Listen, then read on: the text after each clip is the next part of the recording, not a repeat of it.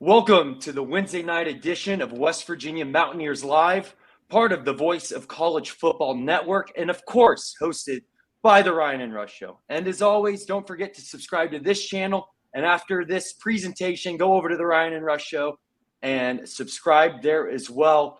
Ryan, it is a great week to be a Mountaineer. Hopefully, we're joined by the Wolfman here later on this episode. We'll see if he hops in or not. Of course, does the show at other times during the week. But let's get right into it, man. We're kind of that midweek. I kind of like this nice Wednesday night, closing off the week before, looking ahead, the week ahead, the start of Big 12 play. But I'll tell you what, man, eat shit Pitt. West Virginia, your hat says it all right there, Ryan. What a night, what an environment. West Virginia was clearly the better team.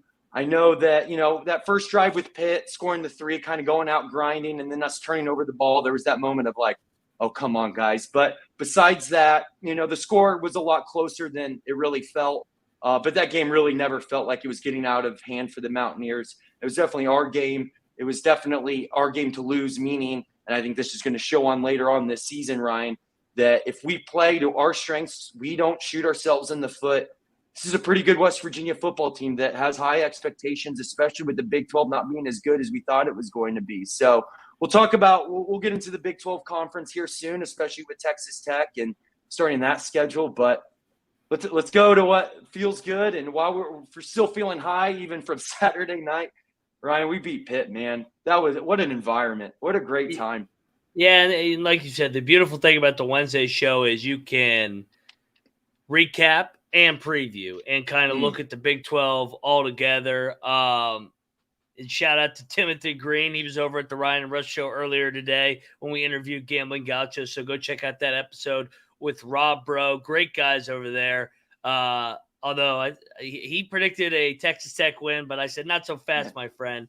But yeah, dude, we called it all summer. We were going to beat Pitt. And the game kind of was what it was. I don't think it was a surprise to anybody unless you, I guess, are a biased Pitt fan on how it played out. It was going to be a physical grind fest between the tackles. I think we threw 12 passes or 11 passes altogether. 11 too many, some may say. Yeah. Army Navy type game. I thought the defense really, really took it upon itself when Garrett Green went down to step up and really play their asses off because they got gashed on the ground to start the game. Give up 67 yards, but then only 130 for the game. So they really tightened up those screws. Hats off to the staff, made the necessary adjustments, and you also got to give Pitt credit too, man. They were coming, licking their wounds a little bit off that Cincinnati game, and they had a clear agenda. They were going to run the football as well and try and run it right down our throat. And they did so. And they honestly, that goal line stand really was crucial because if we give up 7 there, that might have taken the air out of that building. And I think the common theme, and we've seen the videos go viral all week, the Eat Shit Pitt, Sweet Caroline videos that have been nonstop, but that place was rocking. That was as good a college football atmosphere as anybody's going to see all year, including these top games that are going to be in the top 10 this weekend and for weeks to come. That place was on fire. That was what it always was at Mountaineer Field, especially when they played Pitt. And it felt good to go back to the olden days and feel like a kid again. And I'm sure 60,000 people, no matter what age they were, felt like a kid in the 80s, 90s. Shit, some of you maybe in the 70s and 60s. So, yeah, man, it was a special night, and we waited 12 years too long to play that game, and we owed them one. We should have won last year, and they left for the ACC. I know we ended up all right. We ended up better in the Big 12, but we've been owing Pitt one for a while, and I think everybody let out their frustration in that Sweet Caroline 60,000 strong. It felt good. Yeah, you said it best, man. We kept joking at the tailgate law. It's like, I feel like I'm back in the 1990s. Like, one, you can't get cell phone service. So put the cell phone away and focus at the task at hand, right? But it was like, this is the way it should be. This is the way it's been, minus the past couple years. But it felt right. It felt good. It felt like the Mountaineers were clamoring for that. Like, we need to feel this again. And then especially to have, be represented over 60,000 strong. And we're seeing the videos go around. It just felt. Do you know what it felt like? I don't remember Morgantown even being there the next day, Ryan, when we were just, around to B-dubs and stuff, is like, I don't remember Morgantown feeling that good about things since we beat Baylor in basketball before the pandemic. It was, Yeah. I mean, obviously around the country, it was tough for everyone during that time. A lot of people don't like to talk about that time anymore because of just how bad it was. But like specifically to West Virginia sports, I mean, that kind of started off we were going to basketball and then everything shut down. And it seemed like we kept, whether it was football or basketball or whatever sport it was, that we kept trying to hold on to something or feel something. And it was almost. And I know what Kenny Evans is saying here in the chat. I really worry about West Virginia this season to beat a bad Pitt team by not a lot. Just really worried when we face better teams. And I definitely know what you're saying from the surface, Kenny, is like that Pitt team was bad. Jerkovic, that is a terrible quarterback. It was. I keep joking around. It's like, dude, I might buy that jersey, man, because he might have been West Virginia's best player that night. But no, West Virginia had a lot of great players. That wasn't a attack at one of our players. It was an attack at Pitt. But here's the thing: when it's a rivalry game, throw all the records out. Throw whether one team's really good and one team's really bad, because we've been on the side of, well, both teams have been on the side of the other one being really good and then the other one coming along and spoiling a time. But it was more of kind of a hump we needed to get over. It was an energy feeling to show the crowd, to show everyone out there like, hey, this is West Virginia football and we can win. And I don't think that 17-6 score was really a true reflection of the game. I mean, a couple pick sixes. We talked about it, Ryan. We thought there'd be a pick six to end the game. And hey, it was close. It was almost there. I know towards the end, Neil Brown went for it on 4th down and almost got 3 points and, could have increased the score even more. But I think this is the one where you kind of just get the monkey off your back. And then now you go into Big 12 play and, hey, 1 week at a time, we got Texas Tech coming up. And Texas Tech hasn't proven anything this year. Yeah, they're due one, but don't get me wrong, Ryan. I mean, Neil Brown hasn't beaten Texas Tech yet. That's kind of the next monkey. I'm kind of, in a way, glad we're starting. Like, it's another home game. Like, you get another crowd like you did against Pitt. Yeah, maybe the energy's a little different, but hey, yeah, maybe it was a bad Pitt team, but don't look at it from an X's and O's standpoint. Look at it from an energy and a physicality and mental standpoint. And yeah, we got some monkeys off the back. So, hey, it's time to keep going forward. And I think this is the perfect time to play Texas Tech, especially in Morgantown. And real quick before I respond to that, Joey makes a good point. And before I forget, right now, get your West Virginia at the Voice of College Football merch and shipping is on us. And the link's right there below in the chat. So make sure you get over there. But Rush, I completely agree.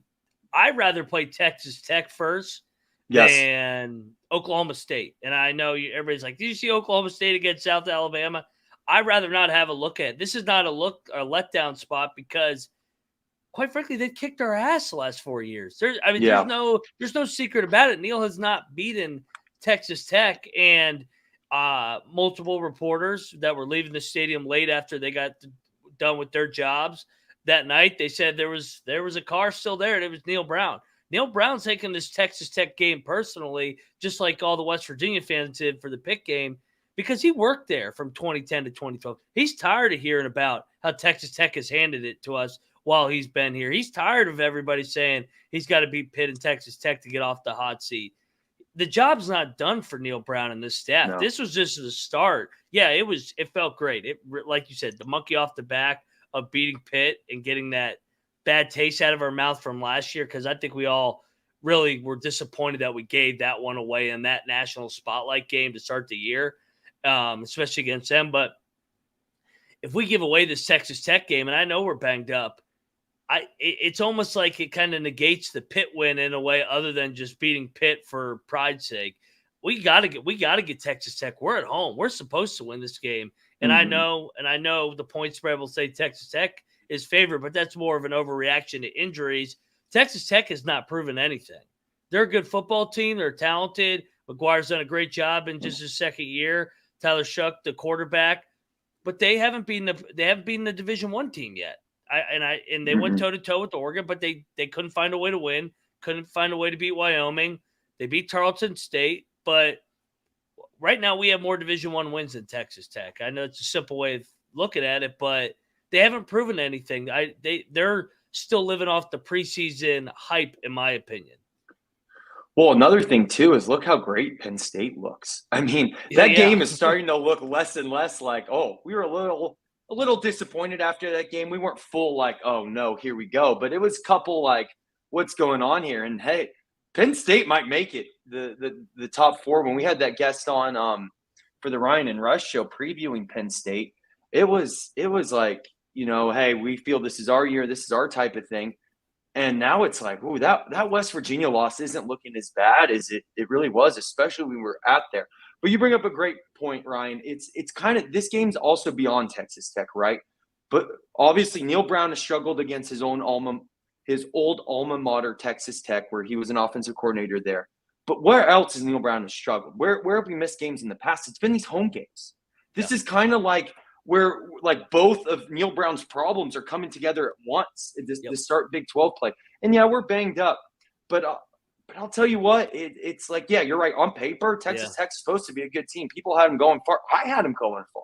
This seemed like Texas Tech's time. This seemed like Texas Tech's year.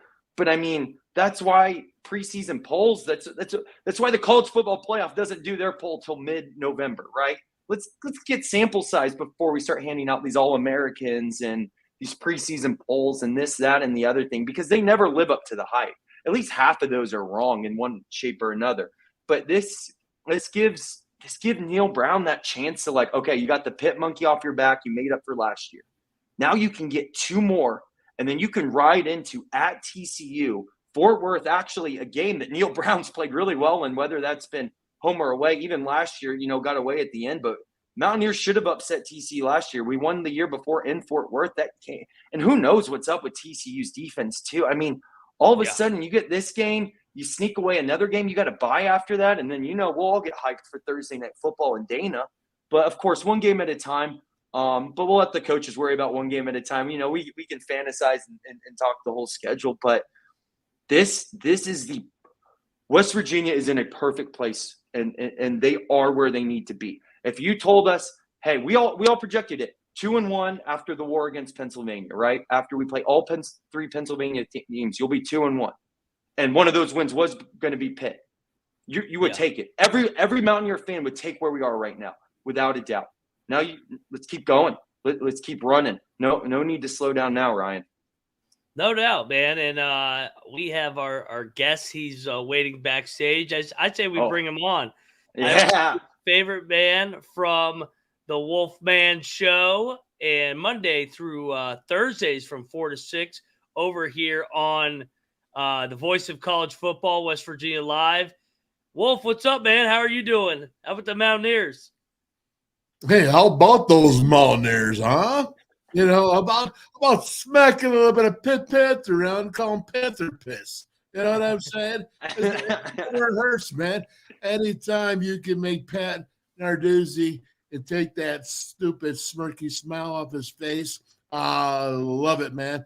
And you know what? It was a good showing. I got very much caught up in the emotion of the game. Didn't even really care about stats, didn't care about what was going on. It was the emotion of watching it and watching young brothers, for that matter, go out there and do what they had to do to become victorious. And that was a big deal. It absolutely was. And something we were talking about, Wolf, before you hopped on is, that was a pretty bad Pitt team. Jerkovic, he is terrible. He might have been one of West Virginia's best players with how bad he looked. But that game was more not necessarily beating a bad Pitt team. That was more about getting the emotional monkey off West Virginia's back, off Neil Brown's back, and show, hey, we can beat Pitt and just in time to go into this Big 12 season. What are your thoughts about the emotional state of West Virginia and how we, getting ready for the Big 12 play, especially with Texas Tech? We believe Texas Tech's the perfect time. They haven't proven that they can beat anyone. Now they have to come to Morgantown. I mean, this could be a really great spot for the Mountaineers to take off.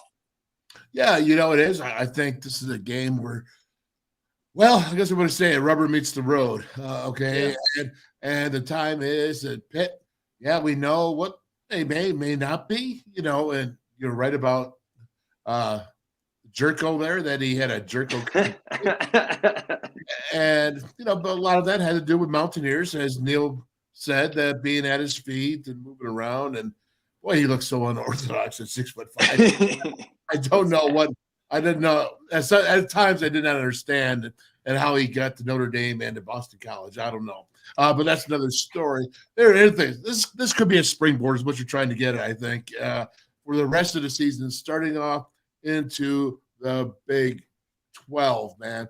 And I just had my show today. I had what was it now? Ron from I just totally forgot his name. Excuse me, but I had him on from the Lubbock Avalanche Journal, and he's been covering Texas Tech for 36 years, and he's the main beat writer. Don Williams, there you go. Thank you so much. That's what you get when you get hit in the head so many times over the years. You tend to forget. But you know what? He talked a lot about this Texas Tech team, about Joey McGuire, the head coach. And I will say this is going to be a challenge. When I go ahead and I look at this a roster, I'm seeing a lot of seniors and juniors. I'm seeing a lot of COVID seniors, meaning 6-year guys, especially on defense. I'm seeing at least 5 of them. This is an experienced team. And so when you look at this, we can go down the list. I don't know what you guys want to do tonight, but this could be a springboard. But this is rubber meets the road. There are big things up at stake here. And I think also is you got to figure out, are they going in with number 1 quarterback or number 2 quarterback or 2 quarterbacks? Not sure what it could be. I know this, Neil Brown's 0-4. He's got a big old goose egg at where he really, made his mark, starting in coaching. And I think that's going to bother him a lot. I think it does bother him. So I think he's really looking forward, really working on getting a victory. Listen, guys, I think Neil Brown is right now, he is saying, okay, the season go one way, season go this way. Last year, I looked at that Pitt loss, and I think it kind of screwed things up a little bit for the Mountaineers. I think in their heads, I think if someone got down the road, I wonder if a victory would have helped. I would say Virginia Tech. Virginia Tech was a good win for the Mountaineers last year, and then it just kind of went downhill after that. So this is a big deal. Big 12. Here's the thing that hurt the Mountaineers last year in the Big 12 and Texas Tech, that 48-10 loss, was the secondary. Okay. Yeah. And the secondary had no idea what to do with that speed. And whether they were young, inexperienced, whatever it was, they were not. I mean, those wide receivers were playing on air, and it showed. So again, what's the secondary going to do this week? I kind of made me laugh though. Did you guys notice what Beatty Bishop said at his post conference? That he wasn't very good at his job. I mean, I'm like, dude, you guys just had 322 yards posted up against Penn State. Duquesne, you had a couple flawed moments. All right, take the victory, man. Keep your mouth shut and keep working, because you got some really big air teams coming in. Although I will say this, Texas Tech is not as air raid as it used to be with Kingsbury and Matt Wells. It is a more balanced attack, and we'll get into whatever you guys want to talk about. But yeah, you're right. This could be a great launch point for the Mountaineers. If it's going to be a launch point, it better be now. It better. Oh be. yeah. And it's perfect timing. So if Neil Brown and the Mountaineers can go ahead and capitalize on it, and it's a big deal. No doubt. Hey, Wolf, you played offensive line here. How much did you personally enjoy Saturday night of just saying, hey, we're going to run the ball, and we're going to run the ball, and we're going to run the ball once again? I mean, multiple guys going for big chunk plays. I mean, we only threw 11 passes the whole night. How refreshing was it to watch an old school kind of game like that in the year 2023? Oh, it was very satisfying because it was my team that was running the ball. It was my team that was, basically putting the foot on the throat and stepping on it and saying, "Not tonight, fellas," because you guys suck. All right, because that's what they're saying. And hey, guess what? We're gonna run the ball. Hey, guess what? Hey, we're gonna run the ball. All right. Wait a second. Did you hear us? We're gonna run the ball. There's not a darn thing you're gonna do about it because we're gonna suck up your will. We're gonna take away. We're gonna sap your energy. We're gonna sap your strength. And not only are we gonna do that, run the ball on that side, but we're gonna do it on the other side because we came here to play. And we just came here for a backyard brawl.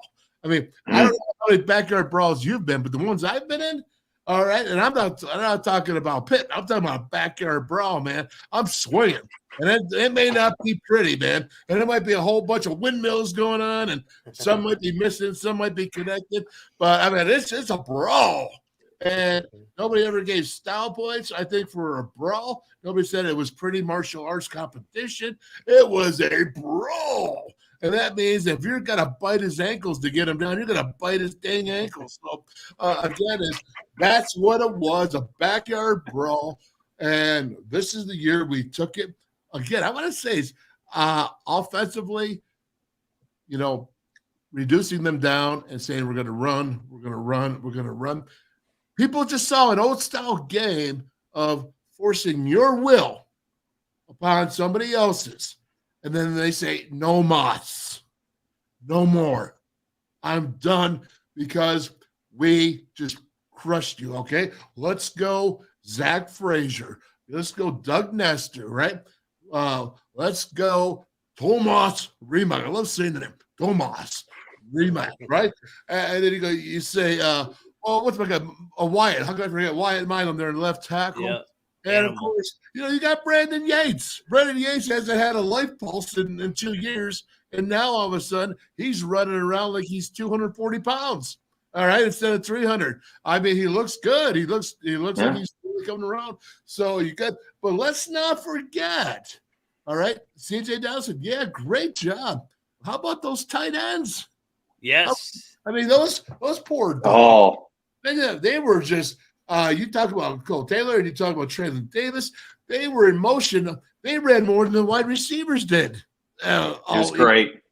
And I'm telling you, I thought for them being at the point of attack. Did you notice, though, fellas? Did you notice how they went and they did this? Here's the box, right? What's the box?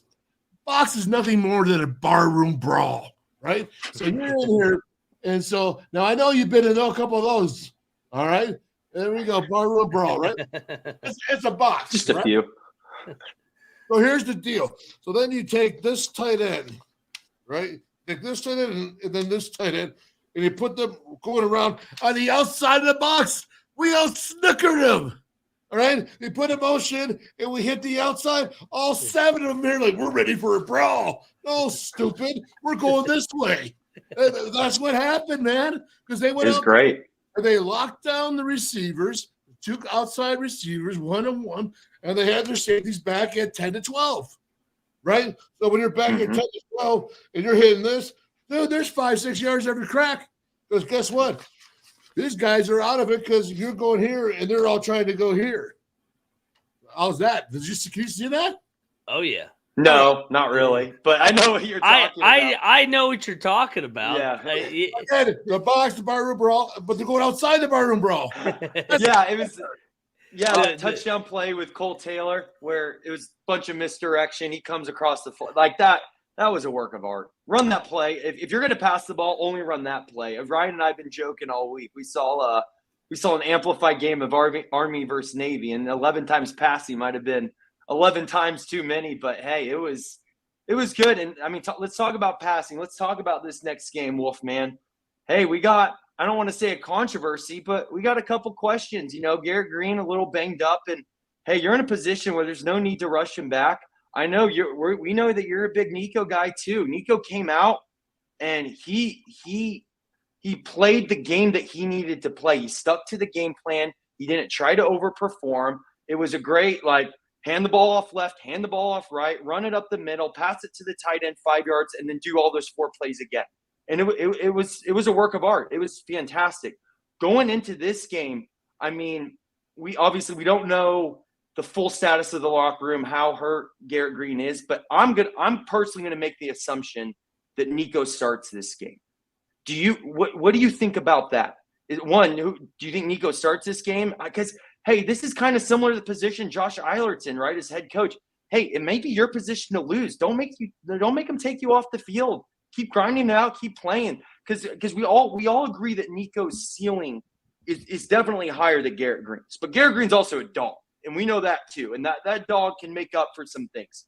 But hey, if I'm Neil Brown, make sure Garrett Green is still healthy. You're probably going to need him sometime again this season. Who knows? It's kind of a good problem to have. And roll out. Let's see what we have with Nico. Let's see what we have with the young guy. Well, I think you're right. Here's the deal. They're both dogs, okay? Yeah. The only problem is, Garrett Green's just a smaller one. And when you get a smaller one, that's what hurts. Doesn't mean he doesn't got a huge heart. Doesn't mean he's not a Rottweiler, right, that can back it up. He's not, German Shepherd. He's 190 pounds, guys. And when you play with 2 feet like he does, as dangerous as he does, as courageous, I'll say it, as he does at that way, he takes on 230-pound linebackers. And unfortunately, he got hurt. So that being the way it is right now, I think you got to go with a guy that's healthy. All right. If I've never heard of anyone coming back except maybe Patrick Mahomes in 2 weeks from the playoffs to the Super Bowl, not in 1 week game here. All right. We're going to go ahead and be ready to go 100%. Not when you heard Neil Brown say if he's not 100% with his legs, because that's his best asset that he has right there. Let's just go ahead. I'm shelving Garrett Green for this week in my mind. I have no idea. I heard he's taking reps. The voice, whatever his name is out there, he's saying that it's a done deal. Last time I checked with that, I don't ever believe him, so it doesn't matter. All right. but regardless, he might get 1 out of 10 and be like, yeah, I told you. Because everybody hits once in every great while. Even I get lucky once in a while, right? And I rub That's why those casinos are rich. Exactly. So when I look at Nico, and I put Garrett, I shelved him because I think he's hurt, right? And that's what I'm saying. I shelved him because he's hurt. I'm not saying anything else. But let's look at Nico now. And you talked about what's his upside. I've showed on film over and over again. I showed today, Nico, is when you look at what he does, everything he has is top-notch, next-level talent. It's not there yet, all of it. It's not polished there yet, but it is ability that he can go ahead and progress with. Now, what he did in that pick game is, yes, they limited his plays. There's 5 or 6 plays, and he had a couple RPOs, and he did a nice job with a couple of them. His throws were accurate. What he does do, and one time he got caught in the pocket for too long. He was standing there, he was looking, but he stays in that pocket. He stands in there. And what he's doing then, if he's waiting and standing in there, that's telling me he's going through a progression. All right. And I think those receivers were not open. Those pit DBs were right on top of him like glue. So what did he have to do? He had to go to a receiver that was a defender was backed off 6 to 7 yards. And that's where he did the RPOs. And you can also see that one time when he did the RPO, handing off, and he watched the outside backer. Backer came in, and boom, we were right over the top. He did it twice. One time to Carter, with number 5 is Carter, right? And the other time was to Clement. Who I think is just, I don't know if he's conscious of the fact that he's a freshman or not, because he just thinks he's like king of the world because he's playing like, you know what I mean? He's playing like he's walking. He's got swag, man. He's got a strut to him, and he's got some step. I guess that's what happens when you get a scholarship right after a game. All cool stuff, man, and wonderful stuff. But Nico, I think he's very capable of, Markio with the RPO. Okay. I think that is really going to be the key to this game. Because what's going to happen, fellas? We all know what's going to happen. If I was a defensive coordinator, I'd be like, holy cow, these guys can run the ball. You know what I mean? They just took Pitt and they had 7 in the box and they crushed them. All right? They crushed them. Yeah. No, they were effective to the outside. I got it. But they got him. And so that means that we're going to say, okay, so we got to line people up in the box, and we got a freshman dude here, and we got 6 foot here. Check this out. This is really good stuff right here, man. All right, they got a 6'3", 220-pound corner. Okay, his name is Malik Dunlap. They have a 6'2" or 6'3", 250-pound corner, Rashad Williams. This is a huge defense. All seniors, 9 seniors, 2 juniors, and a redshirt freshman, and Ben Roberts, linebacker, that rotates in. That's actually pretty strong. I've watched the film. You know what they're going to do? They're going to go man coverage, and they're going to load that box. What do you do, fellas? What do you do? Well, I'll tell you what. First of all, is you're going to have to find a way to run against that box regardless, because you got, just like they did against 7, you got to find a way to go ahead and run. And I don't think that play is going to be as effective against Texas Tech as it was against Pitt, because Texas Tech, I think, has got a week to prepare for that run. You know what I mean? When I'm talking about pulling around. Yeah. Okay, but I like the misdirection concepts. Okay? I do too. Misdirection concepts. I like the fact that they're going pistol. I like the fact they're going under the center. I like the fact that they're going in the gun. Not all the time, just gun. Oh my gosh, I wanted to just go strangle somebody. Probably need me. I don't know. But anyways, I wanted to go ahead. I love you, bro. Don't get me wrong. He's a buddy, right? But I want to strangle him, all right? Because there's always gun, all right? But I love what they're doing. They're mixing, and they're mixing and matching. But, you know, it's when you look at that, they're going to load the box, and they're going to take those receivers. So now these receivers, Devin Carter, does he fully go again? Because now you got a 6'3", 220-pound corner. You got another 6'3", 250. Are these receivers that have not been on fire right now going to be able to get off this man coverage? So who's got to come to play in this? I think you're going to have to include those receivers. I think Jaheim White is going to be something in the slot possibly. Yeah. That slot going. Maybe you start using that to be a kind of a surprise to the Red Raiders, right? You get him rolling in there. You know he's got the skills. But you got to go to Cole Taylor. I want Cole Taylor, especially. Now, listen, this goes for both quarterbacks, Garrett Green or Cole. And did you notice how that first or the second play of the game, first play of the game, Garrett Green was under center, right? Like, whoa. Yeah. Second play, Garrett Green rolled out to Cole Taylor. They moved the pocket. I've been calling for that for years. Yeah, I've been saying that for years, right? I'm like on fire, baby. Yeah. Okay, so Cole Taylor, I need, and we need. That's a stupid thing. We need Cole Taylor to be a household name in Mountaineer Nation.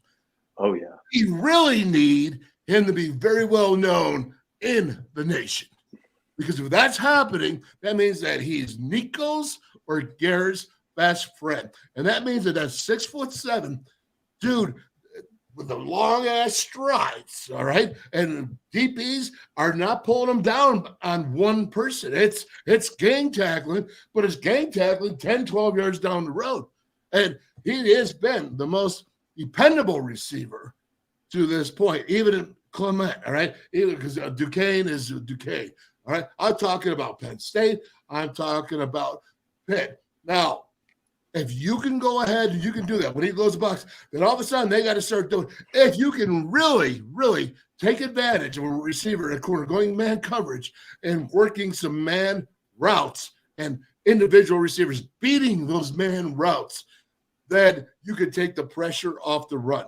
But they are going to stop that run, and they're going to say, there's Nico or Garrett Green. They're going to say, you guys got to beat us. And you got to beat us through the air because we're not going to give you this run game. Now, Pitt tried to do the same thing, and it didn't matter. Yeah. Because we took their will and crushed it. And that's what the Mountaineers really ultimately want to do. This is a better Texas Tech team than the Pitt team. Mm-hmm. No doubt. Hey, and Wolf, let me ask you this. So Wyoming was able to run the ball on Texas Tech. They almost rushed for almost 200 yards, including 70 yards from their quarterback. Peasley, who didn't play against Texas this weekend, and then Wyoming almost won in Austin. You're talking about getting Cole Taylor even more involved. We saw the dummied down version for Nico when he came in. Now he's going to get a whole week of first team reps, knowing he's going to be the guy potentially this week. Do you think Neil and that staff's going to scheme some things up to get some early things and get him in rhythm? Because like you said, Texas Tech's going to stack this box. They got to loosen up that box a little bit with a couple easy throws, get Nico in rhythm, and then pound the rock. Do you see that? Do you see the game plan shaking out that way a little bit to start? If they don't, then they're foolish. Yeah. Okay? It's just plain and simple. You have to get this young guy. You got to get his nerves out. You got to, get him running, man. People sit there and they don't realize that Nico's 230 pounds, but he's still fast. He may not be slot receiver type speed of Garrett Green, which makes Garrett so effective. But come on, man. You got to be kidding me. Get in there and let that kid run. That kid, I told you, Nico, I showed it today. He should have pulled the ball 2 or 3 times. So that's okay. Let's think about it. Let's think about getting that better. Dude, you're going 25% of the reps, and all of a sudden, hey, Garrett's down on the 6th play, and he just bows out, and he can't go anymore. And so you're in. Whoa. I can't even, thank goodness you probably couldn't even think about it. Just get in there and do so. But now he's got the time. So he's got to be prepared. He's got to be ready. But make it easy for him to find that rhythm. Make it easy. If you go and you put him in a tough decision or you start making him think a lot right off the bat, I think that could only hinder what you're trying to do. Cole Taylor, I'll do a tight end screen. Do something. Slant across the middle. Do something. Maybe get in there a read zone. Let him go get hit. I mean, it's one tackle we're talking about. Hopefully it doesn't get him hurt, because then you got to worry about your whole life if you're going to sit there and worry about that. It's just then you're going to get your freshman quarterback ready to roll. I mean, you might as well stick my can in there, because it won't be that much effect. No disrespect, just a young buck. You know what I mean? So with Nico, man, you got to get him in, but you gotta let him slide into it in an easy way. Get him an easy completion. Get him an easy handoff. Get him something where he can feel like, yeah, I'm good, man. Now game jitters are out. I'm in. Kind of like, a boxer. You've seen those boxers get punched in the face, and it actually gets them like fired up and going. It's like, all right, we got that one out of the way. Let's rumble. Wolfman, let me ask you something. Obviously, we were joking about earlier that Jerkovich sucks. Terrible quarterback. I have no idea how he got from Notre Dame to Boston College to Pitt. There were definitely plays, that he had open receivers, and it was just him playing bad. Like, he should have probably hit a couple receivers that quarterbacks will hit. Because it was just such an emotional game against Pitt, and it just felt like a great win, and you would just take that any way you could get it. But what concerns do you have from that game after kind of watching the film that we got to clean up against Texas Tech, especially as we enter Big 12 play and play better teams? You know what? I got to tell you this, man, is that I got a lot of concerns. Okay. I was so emotionally involved. It was just, and it didn't matter. I didn't care. I saw interceptions. I didn't care that it was 30 feet over the receiver's head. I didn't care about any of that. I was caught up in emotion. It was amazing. Come back watching the film, and, I will say this. I thought that they challenged more than they have been in the previous 2 games. I thought that they were doing more so than challenging, and I still think there's holes there. I think, you got one of the guys out now from Kent State. I'm trying to think of about the corner. He's out. Miller.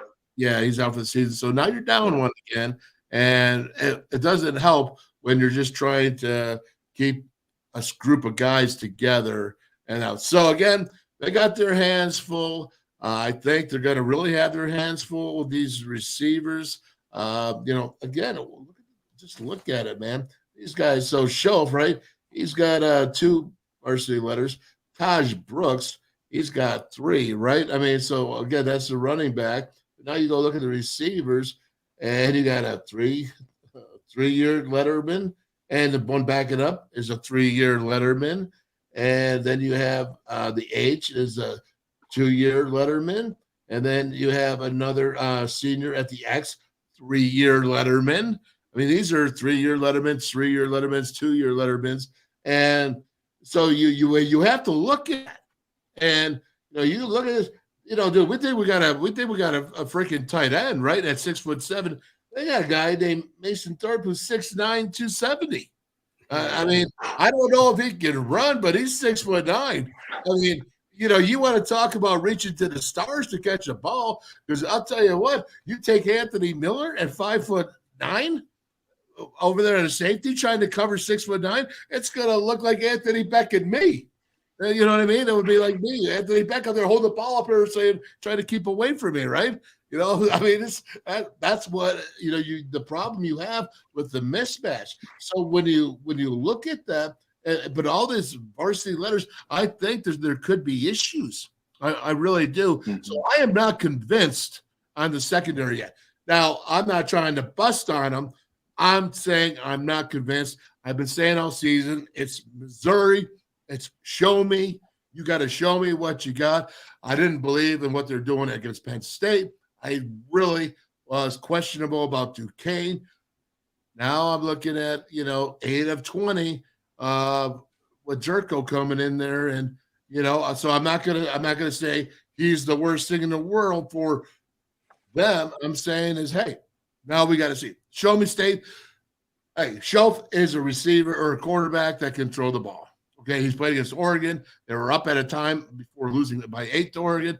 They've done some good things. I do think there is a little bit of quarterback battle going on down there, controversy with the Red Raiders, and looking for what's his name, Brayan, to come in there. Morton, I think he's a young guy, because Shelf is good things happen, bad things happen. They've been up and down, Texas Tech, but I do think that is what they are trying to get at. And I mean, if you look at their stats, they're doing up 426 yards, balanced offense, because, again, you got Taj Brooks back there, and Taj Brooks is averaging 7 yards per rush, fellas.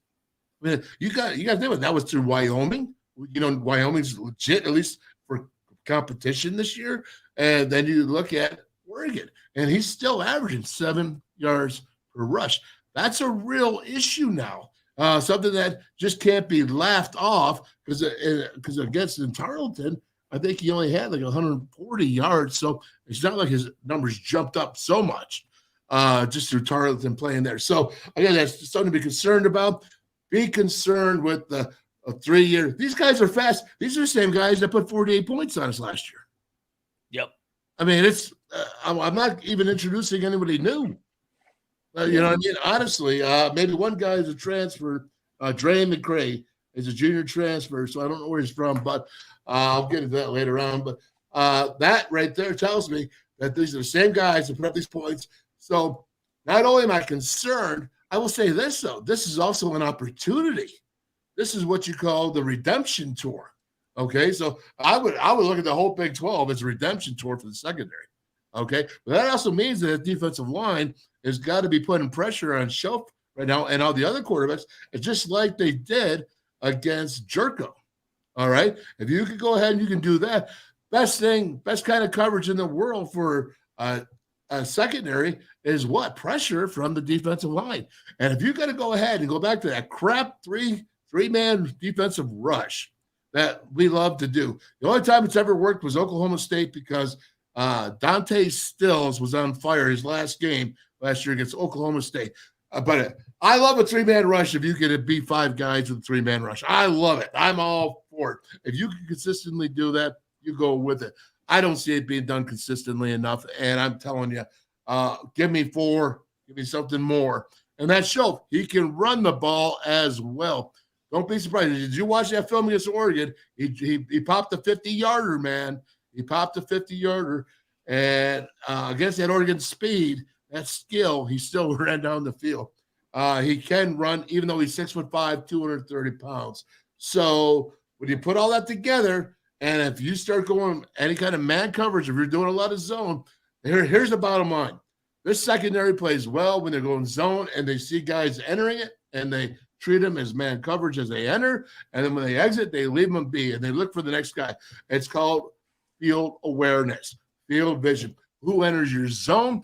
You better be close enough. You better not just drift. You need to be close enough so that you can make a strike on the ball if it's thrown to that receiver that's in your zone. And that's what you really got to watch for. And this stuff of RPOs where you're going to go ahead and you're going to put 3 receivers or 2 receivers into the boundary, and you're going to play, 2 of the defenders 10 to 12 yards off and only 1 guy up. And it's just they'll kill you on the screens. They'll kill you on the screen. Mm-hmm. So again, you got to go ahead and be prepared. The secondary, yes, but they can also run the ball now, which is not a Texas Tech, Matt Wells, or Cliff Kingsbury offense. That was more like the run and shoot where they would run and they'd get 5-6 yards of crack because they're throwing the dang ball so much. All right. This is a Taj Brooks. Do I have it right? Taj Brooks offense. He's 5'10", 230 pounds. That means that he is a bowling ball. All right. 5'10", 230. And that means when you go ahead and they try to spread you out, right? And then you're trying to straddle the box. 1 foot in the box, 1 foot out the box, right? Either you're in or you're out is what I say, right? But they try to straddle it. Well, what happens when you run an inside zone up the middle, man? And what you're doing, your tacklers say, let's say number 19, the Will Backer, he's inside, 1 foot outside, 1 foot inside the box. Now he's got to come and hit this bowling ball from the side. It's not north-south. He's hitting him east-west, right? So there's a lot more, chances of running through arm tackles because you're east-west instead of through shoulders and arm tackles and north-south. That is a point that you have to be very careful about when going ahead and defending these short running backs that are just leverage. I mean, I remember, man, I could tell you when I was a center, there was this guard or nose guard at Rutgers, man, right? And dude must have been 5'10", 310 pounds. I mean, he was as wide as he was tall, right? But I'll tell you what, his face mask was probably 6 inches off the ground, right? And when he come up there, like trying to get leverage underneath him, man, it was like, come on, man. That's like trying to tackle a bowling ball that's like that big, right? I mean, it's difficult. So when you have to go ahead and work with those guys and that power, they got this nose guard, don't get me wrong, he was no slapdick, right? He was a baller, man, but he was just short. And it sucked. Give me those 6'5" guys where I can get leverage underneath and jack them. You know what I mean? Back when the guns were the guns. That's when you had to do it. But, I mean, I love those tall guys. Those short guys, not so happy about that when it was an offensive line. And their face is kissing the ground. That's great. Hey, Wolf, real quick before we let you go, brother, you got a prediction for Saturday? Oh, I know people love predictions. Yeah, you know what? Here, let me rub this, and I'll say, it's cloudy. It's cloudy. It's coming clear. It's coming clear. It's a 6-point. WVU. I'm taking WVU in the 6. I like it. Close There you game. go. It could be a war. There you go. Oh, yeah. I'm taking WVU in the 6, and that's what I'm staying with it. And to be quite honest with you, I think the only problem that WVU is going to have is that this is a whole entirely different offensive system that they're going to have to deal with. And we don't know what's going to happen with the quarterback situation and what's going to happen with having to go ahead when you have to actually pass the ball. And, is Nico, if he starts, is he going to be able to handle that? Garrett Green, if he starts, is he going to have to, or is he going to be full strength? I've never seen anybody on a high ankle sprain in 1 week be ready to go. Never seen it. Never seen it. And I've lived it. I've had it. And that's no insult to Garrett. I'm sure he's in a boot. I bet you he's had 100 therapy sessions since Saturday on his ankle. And, every 20 on, 20 off, 20 on, 20 off. And it's just so difficult. I mean, you saw Mahomes barely get ready for Super Bowl in 2 weeks. You know, I think, and if he's going to do that, and that's a tough cat. I got the highest respect for Garrett Green, and so maybe he'll surprise me, and maybe I'll be totally screwed up and stupid. I don't know, but it's happened before. But man, is that, you know what? Play the game. The Mountaineers can win this game if the fans show up like they did on Saturday night.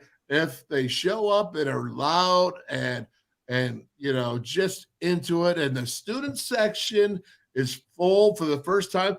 Last Saturday night's atmosphere, fellas, I'm going to tell you, it threw me back to some times, probably for not the Neil Brown era, I'll tell you that much, and probably not much in the Dana Holgerson era as well. Go back to that old Mountaineer feeling, man, of rock. Oh, yeah.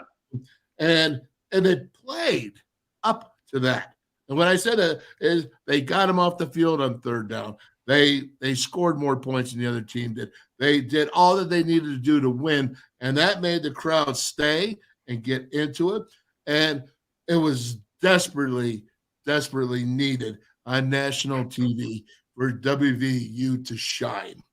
Desperately needed, because the perceptions, the negativity has been going on for a long time. And I'm talking 45 million short in classes, canceling academics, you know, being picked 14th in the Big 12.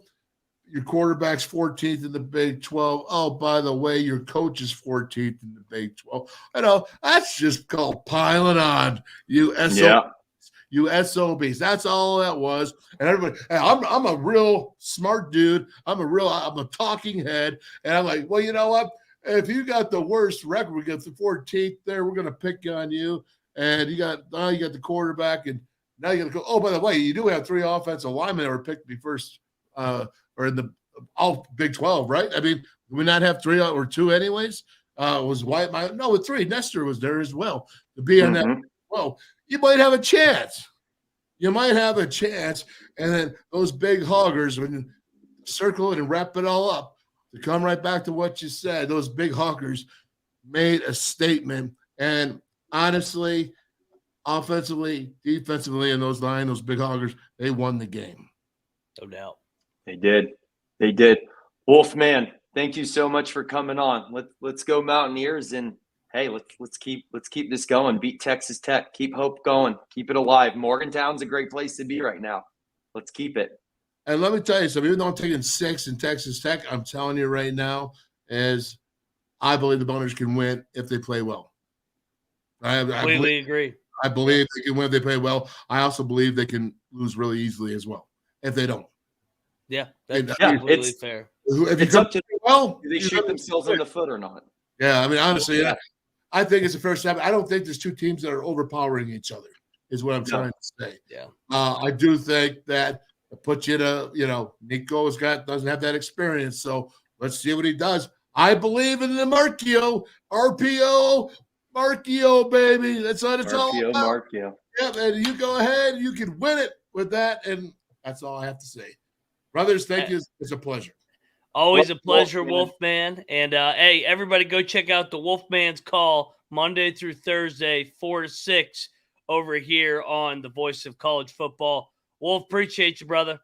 Yeah, you guys. Thank you, Wolf. Yep, have a great night. We'll see you, man. Go Mountaineers. You too. Go Mountaineers.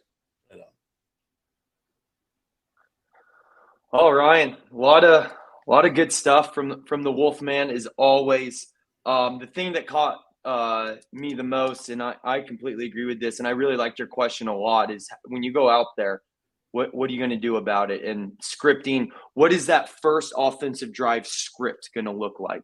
And I really like getting Nico, hey, just go, just run, just huck it somewhere. Of course, see what the defense is showing, see what weaknesses will be there. But hey, Ryan, I mean, the way the team's performing, we talk about it. If RPO Markiel, I love that nickname. That's a good Wolfman one. Can really get good at those RPOs, really read them, especially with the misdirection, getting the tight ends involved. You can go out every play and basically have 3 plays and just read what the defense is doing and then just go to their weakness. So, hey, now that you got a week to prepare, get them involved early, and just, hey, let's go. Just get him hit. Like, he's right. It's obviously, don't injure him, but get hit. Get that one off your back and be like, ooh, settle in from there. I also think it's going to be another really, really good crowd. I don't think it'll be Pitt. Obviously, it's not 7:30 in prime time, but I don't think it's going to be a lackadaisical crowd. I think that place is going to be ready to go. There's some hope again, and I feel good. I think a lot of people are just assuming we're going to have a letdown spot, but it's the same crowd that picked us 14th in the preseason, and this team has gotten a lot better in 2 weeks, and it's time to take another step now that we're starting Big 12 play. Penn State's arguably the best team in the country. I mean, you could pick holes in Georgia, Alabama. You go down the list, Ohio State, Michigan. There's holes everywhere. Penn State, you could argue, is the most complete team in the country right now. And we were right there through 3 quarters, and then it got away late. So, I mean, in Happy Valley, and I think that's helped prepare us for the Big 12. The question definitely is have we gotten better every week, and does that continue this week? And I do think we have gotten better every week. There was just it's kind of weird. It's like every game, even that Duquesne game, after that lightning storm, they came back out. There's always that like one instance that like gets this team going, and I'm curious what it's going to be against Texas Tech. Hopefully, we don't have to worry about any instance. We just go out there and just start dominating, because like we keep talking about, we're catching Texas Tech at the right time. 1-2, lost to Wyoming at Wyoming, lost to Oregon in a game that, they should have won. We were cheering for them, of course, as will cheer for the Big 12. But now they get to come to Morgantown, and Morgantown's a weird place. It's a spooky place that, hey, if we don't, going back to the hole, don't shoot ourselves in the foot. Don't grab one of their pistols there and shoot ourselves in the foot with it. Make them shoot you. But I don't think they can. If we play our brand of football and we play to our top, like I said, you can't make many mistakes, if really any at all, to beat this team. But hey, we play things right. Don't have the turnovers like we did, or at least I guess the one turnover last week. And don't let them come down driving early. I mean, you fix a couple of those things there, good things will happen. And I like it's a 3:30 game too. I do think the scheduling's been great for the Mountaineers. We haven't had a noon game yet, and I felt like we always had noon games, especially when we were students at West Virginia, Ryan. So it gives the crowd more time to kind of get amped up, get over there, Mountaineer Field. I mean, got to keep it going, especially for the fans out there. Let's keep going, Mountaineers. And hey, it's ours to lose. It really is. So just keep that mentality, keep doing the right things. Don't try to overdo anything. Neil, no need to go back to any bubble screens or any screenplays. We're done with those. So throw those out. Throw them all out. It's great not to see any. And let's beat the Red Raiders. Let's kick them while they're down, Ryan. Yes, and you can't give away all your keys to victory, Rush, because remember, tomorrow on the Ryan and Rush show, we do our keys to victory and final predictions. And hint, I think we both like the Mountaineers once again, but you got to tune in tomorrow at 5 o'clock. But yeah, the game – everything's right in front of this group, and they've done their job in the non-con to put themselves in a position to make a run in the Big 12. And looking forward to it. It all starts on Saturday. It all starts on Saturday. I mean, honestly, this is clean slate for good or for bad. You're starting conference play. This is, kind of what really matters when said and done. And hey, we've seen teams like TCU last year sneak around, and why not us, man? I'm not saying we're good necessarily going to Dallas, but at the same time, why not us? Why not? We're capable. Let's get this monkey off our back. Let's get going. The Big 12 is as open as it's ever been. So it's great schedule too. Saturday, man. Texas and Oklahoma are not as good as everybody's saying they are. Beware, one of them, maybe both, are going to get picked off this weekend. Oh. It's going to happen. They're both hitting the road for the first time in the Big 12 in their final year. We'll see. We'll see how they do, how good they really are when they hit the road for the first time in the Big 12. Couple of targets on both of their backs. It's going to be everyone's Super Bowl. So, no doubt. And I'm not scared going to Norman, but we'll get to that in November. We have this weekend first. But anyway, guys, love you all. Thanks for another amazing show. Again, we appreciate your support. Awesome to have all of you in the comments. Yeah, Rachel says that. Couldn't agree more, guys. Let's keep the W's alive. Let's keep them Let's alive, go, baby. And let's go Mountaineers. We'll see you all tomorrow at 5:00 over on the Ryan and Rush channel. Appreciate you all. See you guys. Go Mountaineers. Let's have some fun this weekend again. See you.